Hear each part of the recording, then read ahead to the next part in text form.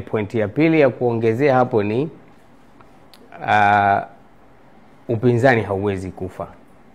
Umeelewa? Upinzani hauwezi kufa. Mimi ninavyoona ni kwamba kimsingi kila kitu ambacho walioko madarakani wanakifanya sasa hivi ni kutengeneza upinzani, kwa sababu upinzani maana yake ni nini? Upinzani ni watu wasioridhishwa na namna nchi yao inavyoendeshwa.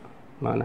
Unavyoona matukio ya watu kupotea katika mazingira ambayo hayaeleweki na vyombo vya ulinzi na usalama vikishindwa kuja na majibu yanayoeleweka, kila familia inaendelea kuguswa. Umeona, huu ni upinzani. Umeona, unapoona mazingira ambapo zamani ilizoeleka kwamba watu hawaridhishwi na chama kilichopo madarakani, lakini angalau wana matumaini kwamba baada ya miaka 5 naweza nikachagua kiongozi wa upinzani angalau kuelezea hasira yangu kwenye namna mambo yanavyoenda, na kama hiyo option sasa hivi haipo, hiyo unatengeneza upinzani. Kwa hiyo upinzani hauwezi kuondoka. Na hiyo sasa inamaanisha nini? Hiyo maana yake inatengeneza mazingira hatari sana kwa nchi yetu. Umeelewa? Kwa sababu unapokosa hizi taasisi, unapokosa hizi organizations ambazo zina represent watu, ambazo watu wanajiassociate nazo,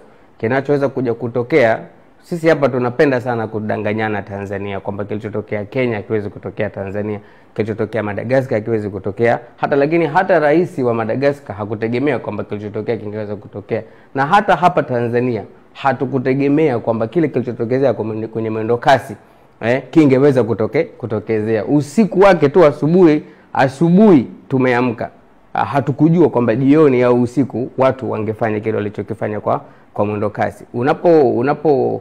Unapo hemorrhage taasisi ambazo zinawakilisha watu, unatengeneza vacuum ambapo ikiripuka tutatafutana pa kukimbilia.